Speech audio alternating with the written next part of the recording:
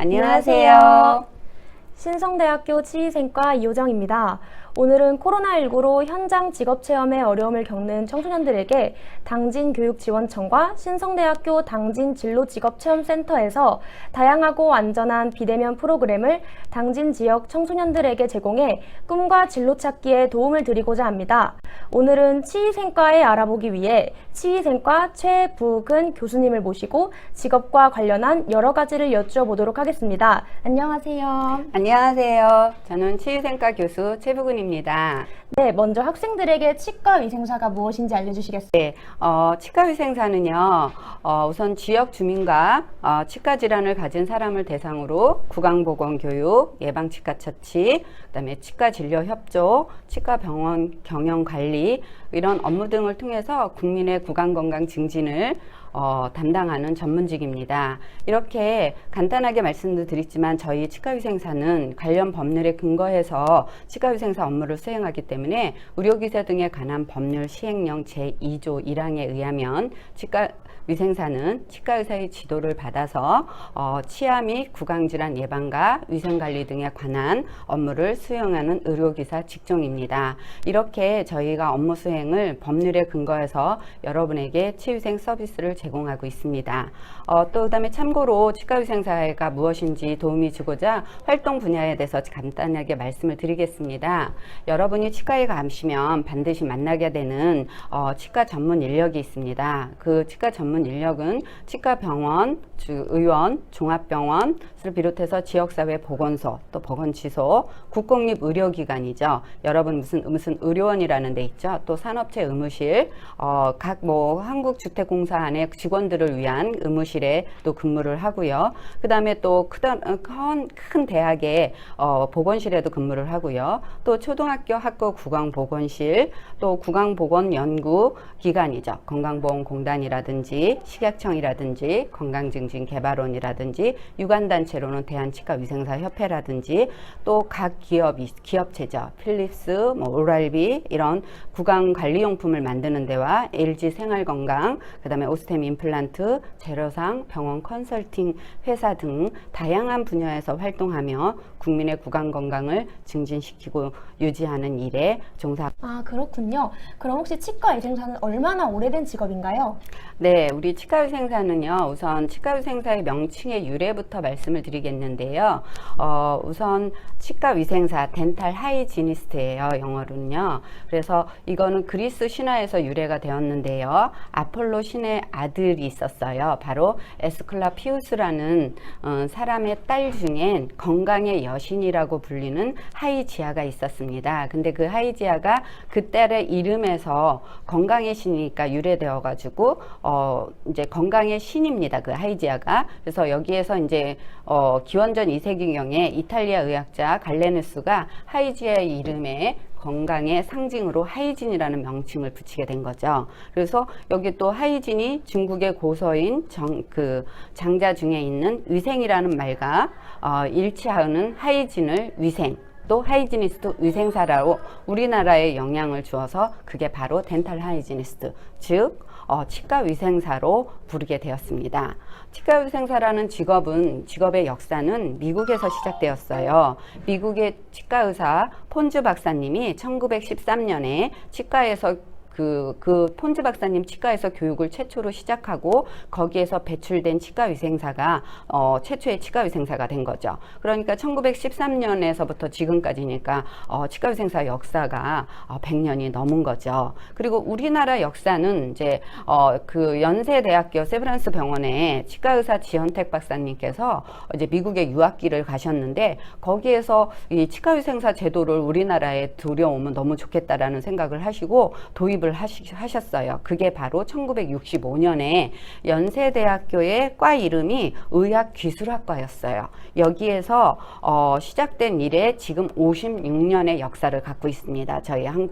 대한민국은. 그래서 여기서 배출됐고 현재는 전국 82개 대학교에서 5천여 명의 학사 및 보건학사가 배출되고 있습니다. 엄청 오래된 직업이네요. 네, 오래됐습니다. 그러면 치과 의생사가 되기 위해서는 어떤 공부와 또 어떤 과정을 거쳐야 하나요? 네. 이제 뭐 세계 여러 나라마다 조금씩 제도, 치과위생사 교육 제도라든가 그 과정이 좀 차이는 있습니다. 근데 우리나라에 대해서 말씀을 드리면 치과위생사가 되기 위해서는 3년 및 4년제 치위생과를 입학해서요, 학업을 마치시면 되는데요. 저희 신성대 치위생과는 3년제 치위생과와 전공심화 과정을 통한 학사 과정을 운영하고 있어요. 그래서 전공심화 과정을 운영하기 때문에 저희 신성대 치위생과에는 3년제와 4년 과정이 다 있다라고 보시면 되겠습니다. 그리고 이제 여러분이 이제 교육 과정이나 어떤 과정을 통해서 그 치과위생사가 되냐고 그렇게 말씀드렸잖아요. 그래서 주로 간단하게 말씀드리면 1학년 때는 기초 과목이에요. 구강하부학, 치아 형태학, 구강조직 발생학, 치주학, 이런 이론 과목을 배우고, 그 다음에 1학년 2학기 때는 간단한 실습을 하죠. 그거와 관련된 실습을. 그리고 2학년 때는 1학년 때 배운 교과목을 바탕으로 해서 실습 50%, 이론 50% 정도로 수업을 받고요. 치과위생사로서 업무 수행에 필요한 뭐 보철학, 보전학, 여러 가지 여러분에게 모든 필요한 내용들을 이론과 실습으로 배웁니다. 그렇다면 이제 3학년 때는 이런 모든 배운 내용과 그 외 의료관계법규라든가 병원관리학이라든가 건강보험이라든가 포괄치위생학이라든가 이런 과목을 졸업 후에 바로 치과위생사 업무를 수행할 수 있기 위해서 포괄적이고 통합적인 내용을 배우게 됩니다. 외에 중요한 과정으로 현장 실습이 있습니다. 현장 실습은 신성대 치위생과는 총 3번에 걸쳐서 여러분에게 체계적이고 다양한 경험과 실습을 할 수 있는 실습 프로그램을 운영하고 있습니다. 2학년 때 여름방학에는 여러분이 졸업 후에 가장 많이 근무하게 되는, 취업하게 되는 치과의원이나 준종합병원에 나가고요. 그 다음에 2학년 2학기 겨울방학에는 여러분에게 다양한 시술 케이스를 볼 수 있는 종합병원 및 치과대학병원에 실습을 가고요. 그 다음에 여러분이 또 지역사회 주민을 대상으로 봉사할 수 있는 보건소 실습은 3학년 1학기 여름방학에 나가게 됩니다. 그래서 지역사회 치과위생사의 역할을 이제 거기서 배우게 되는 거죠. 실습을 하게 되는 거죠. 그래서 이렇게 신성대 치위생과는 이렇게 체계적이고 빈틈없는 현장 실습 과정 을 운영하고 있고, 우리나라에서 5대 병원에 속하는 서울대병원, 경희대병원, 아산병원, 서울성모병원 등으로 실습을 나가고 있습니다. 보건소는 여러분이 살고 있는 지역 위주로 보건소 실습을 나가고 있습니다. 치위생과에 입학하게 되면 이렇게 이론과 실습을 3년 동안 이수하고요. 이수하고 나면 치과위생사로서 활동하기 위해서 반드시 치과위생사 면허를 취득해야 되는데요. 치과위생사 면허는요, 면허 국가시험은 실기와 필기로 응시하게 되고요. 응시 자격이 있어요. 응시 자격은 반드시 치위생학과를 졸업하고 학위를 취득한 자에 한해서 주어지기 때문에 여러분이 치위생과를 졸업하지 않고는 국가고시를 볼 수가 없고 또 그 면허를 취득할 수가 없는 거죠. 그래서 이렇게 치위생학을 전공하고 국가고시에 합격하여 면허를 취득함으로써 바로 치과위생사가 되게 다양한 과정을 거치네요. 네.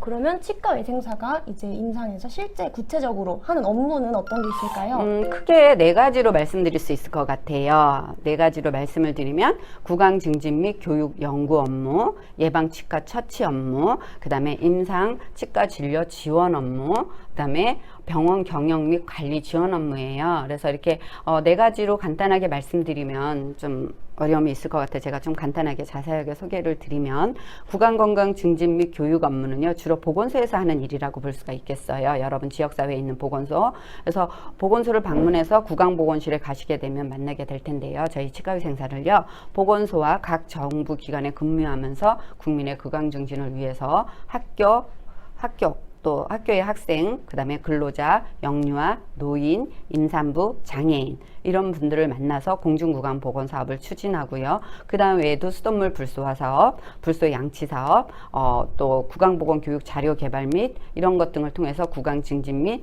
그 교육 연구 업무를 담당하고 있습니다. 예방치과 처치 업무는 여러분이 잇몸병이나 충치를 예방하기 위해서 스케일링을 한다던가 치태 조절을 한다던가 치아 홈메우기를 한다던가 불소 도포를 한다던가 한다든가, 그다음에 여러분이 어떻게 하면 구강관리용품을 잘 사용해서 충치와 잇몸병을 예방할 수 있는지, 칫솔질은 어떻게 하는지, 어떤 음식은 먹으면 안 되고 어떤 음식은 치아에 좋은지, 이런 것들을 이제 여러분이 이렇게 제공하면서 최적의 구강 건강을 유지하도록 돕는 예방 처치 업무를 담당하게 됩니다. 그리고 또 임상치과 진료 업무는요, 치과 병원에 가면 치과 의사 선생님의 지도하에 또 치과 의사 선생님을 도와서 구강 내의 치과 방사선 촬영을 한다든가, 치과 치료 계획을 수립한다든가, 또 진료를 치과 의사 선생님 진료를 협조한다든가, 또 여러분이 뭐 사랑니를 빼고 나서 그 주의사항을 발치 후에 주의사항을 준다든가, 또 앞으로 여러분이 계속해서 구강 관리를 어떻게 하면 잘할 수 있는 방법을 알려준다든가, 이런 업무를 전반적으로 진료실에서 함으로 인해서 여러분의 그 구강 건강을 유지 관리하는 업무를 담당하게 되죠. 또 그리고 이제 병원 경영 및 관리 지원 업무인데요. 저희가 이제 또 이렇게 임상의 그 진료 협조 업무라든가 이런 여러 가지 업무를 하지만, 또 이제 좀 경력이 쌓이게 되면 치과 병원 그 경영과 관리에도 저희가 업무를 할 수가 있는데요. 효율적인 환자 진료 시간 배정이라든지, 뭐 진료 절차 관리라든가, 환자 요양 급여라든가, 의무 기록이라든가, 요양 급여 청구라든가, 심사 관리, 재료, 약제 이런 것도 계속 관리 운영에 대한 전반적인 병원 관리자로서의 업무를 수행하고 있습니다.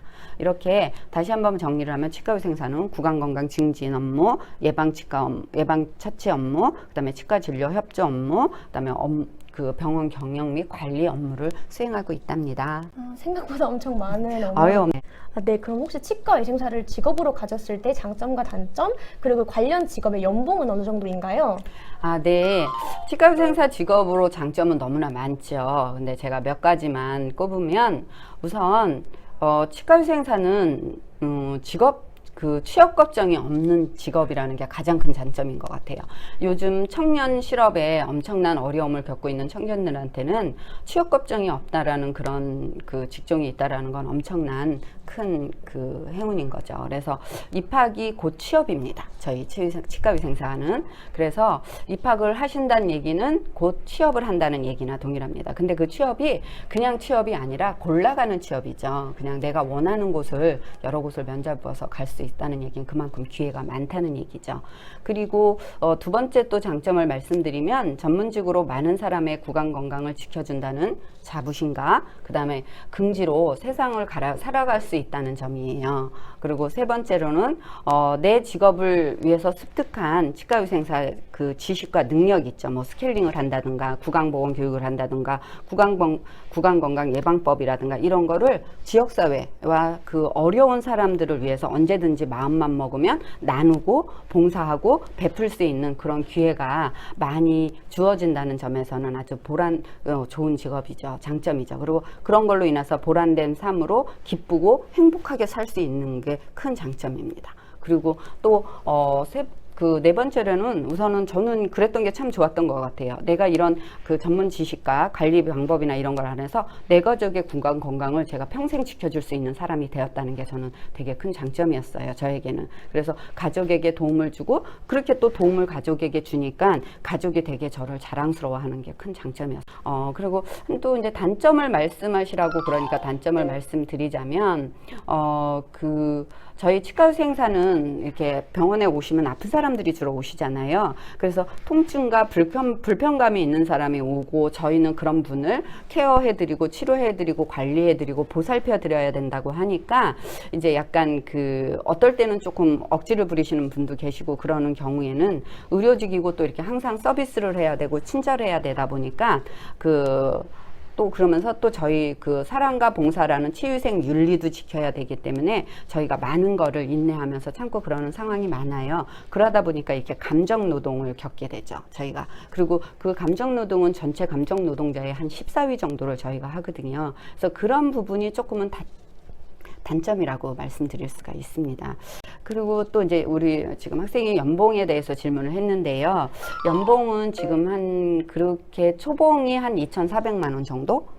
약간 낮은 느낌도 들지만 다른 직종보다 좀 다른 게 이렇게 큰 뭐 대기업이나 이런 데 같은 경우는 일정한 규칙을 두고 뭐 연 몇 프로로 오른다 이렇게 되는데 여러분의 하시는 능력에 따라서 1년 단위로 연봉이 되게 빠르게 오르는 편이에요. 그래서 2, 3년 차 되면 거의 금값이 그렇게 되는 거죠, 연봉이. 그래서 그런 부분에 있어서는 다른 직종보다는 큰 장점이고 급여 부분에 있어서는 또 그런 또 이점이 있다라고 생각합니다. 그래서 다른 직종보다는 급여 상승률이 좀 높으니까 초봉이 좀 낮더라도 여러분이 크게 염려는 안 하셔도 될 것 같습니다. 아, 그렇군요. 치과 의생사가 되기 위해서 대학에 들어간다면 어떤 학과를 전공해야 되며 대학에 들어가기 위한 성적은 어느 정도를 유지해야 될까요? 아, 네. 그 치과의생사가 되기 위해서는 우선 저희 나라는 3년제 치위생과와 4년제 치위생과가 있는데요. 이 3년제든 4년제든 똑같아요. 3년제를 나와도 국가고시를 똑같은 문제를 보고 4년제를 나와도 똑같은 라이센스를 따는 거라서 뭐 3년제 나온 면허증하고 4년제 나온 면허증이 다른 건 아니에요. 3년 공부해서 면허 시험을 보느냐, 국가시험을 보느냐, 4년 공부해서 국가시험을 보느냐 그 차이입니다. 그래서 3년제를 들어가시던 4년제를 여러분이 치유생 학과라는 데나 또는 치유생과를 입학하셔서 그거를 이제 3년이나 4년 동안 전공하시고 반드시 졸업 이수학점을 다 마치셔야 되겠죠. 졸업을 못 하시면 제가 좀 앞에서도 말씀드렸지만 졸업한 자에 한해서 국가고시를 볼 수 있는 자격을 주기 때문에 반드시 학점 관리를 잘 하셔서 국가고시를 응시하고 그 다음에 치과의생사 면허를 취득하면 됩니다. 조금 성적을 물어보셨는데요. 여러분이 고등학교 다닐 때 조금은 공부를 좀 하셔야 저희 과를 들어올 수가 있어요. 보건계열 중에는 좀 높은 편입니다. 그리고 그냥 여러분이 조금 더 열심히 하시면 들어올 수가 있습니다. 참고로 저희 치유생과는 수시 1차에서 80%를 모집하고 있기 때문에 수시 1차에 지원하시면 훨씬 더 좋습니다. 아, 그렇군요. 그러면 혹시 치과 의생사로 일을 하실 때 있으셨던 경험담을 간단히 한 가지만 들려주신다면 어떤 게 있을까요? 지금 화면에서 보듯이 제가 좀 오래됐잖아요. 그래서 저는 그 병원에서는 저는 치과의생사로 15년을 근무했고요. 치유생과 교수로서는 학생들을 가르치면서 교수 생활을 한 거는 20년을 근무했어요. 그래서 병원에 근무한 것보다 지금 현재로는 이렇게 학교에서 교수로서 근무한 그 경력이 더 많기는 한데요. 그래도 이제 제가 치과의생사로 근무했을 때 경험담을 한 가지 뭐 말씀을 드리면요. 병원에 근무할 때 이렇게 그 오래된 좀 기억이지만 말씀을 드리면 스케일링을 제가 너무 정성스럽게 정성을 다해서 해드려서 이 치아를 뽑을 뻔했어요. 근데 제가 진짜 정성을 들여서 한 치아 하나하나를 너무 스케일링을 잘 해드렸거든요. 열심히 하고. 그랬더니 그 치아를 거의 뽑을 뻔한 치아였는데 뽑지 않게 된 거예요. 그래서 환자분이 저한테 너무 감사하다고 막 그렇게 몇 번이고 인사를 해줬던 기억도 있고요. 또 근무하던 병원에서 원장님하고 그 지역사회나 아니면 이렇게 좀 무의촌이나 이런 데에 가서 원장님과 더불어 할아버지 할머니들을 이렇게 무료 진료 봉사활동 했던 거 그게 지금까지도 기억에 많이 남습니다.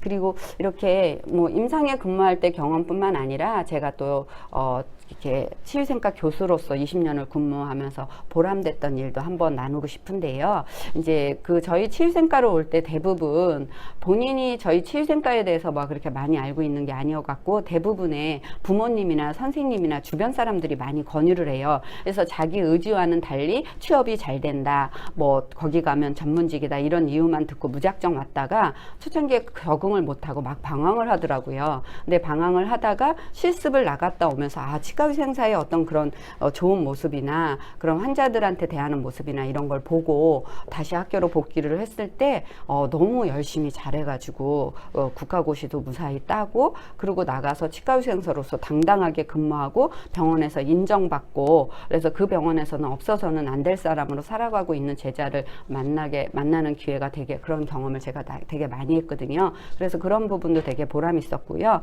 또 치과의생사로서 여러 분야의 식약청이라든지 건강보험공단이라든지 한국건강증진개발원이라든지 임플란트회사, 제약회사 또 대기업이나 이런데 보건소나 이런 분야에서 활약하는 제자를 배출하는 이런 경험은 저한테는 진짜 행복한 경험이었습니다. 저는 치과의생사로서의 삶을 지금 임상 현장에서 또 교육 현장에서 이렇게 지금 현재 35년을 살고 있습니다. 많은 사람에게 나누고 베풀면서 이렇게 건강한 구강 상태를 가지고 있는 분들을 보면 저희들의 큰 노력이었던 것 같습니다. 이렇게 보람된 삶을 경험 주는 그런 직업입니다. 그래서 많은 사람들이 이런 치과의생사 직업을 가지시고 이 행복을 함께 누리셨으면 좋겠습니다. 오늘 제 이야기를 들어주신 학생 여러분들 대단히 감사합니다. 여러분의 진로 탐색에 많은 도움이 되시길 바랍니다. 감사합니다. 네, 이렇게 오늘 치과의생사에 대해 알아보기 위해 학생들이 궁금해하실 것들에 대해 알아봤는데요. 이외에 궁금한 것들이 계시다면 유튜브 영상 아래에 댓글을 남겨주세요. 그러면 교수님께서 댓글을 남겨주시겠다고 합니다. 그리고 치과의생사에 대해서도 많은 관심 가져주시면 좋을 것 같고요. 오늘 자세한 설명해주신 최부근 교수님께 감사드리며 다음에는 또 다른 직업에 대해 찾아뵙겠습니다. 시청해주셔서 감사합니다. 감사합니다.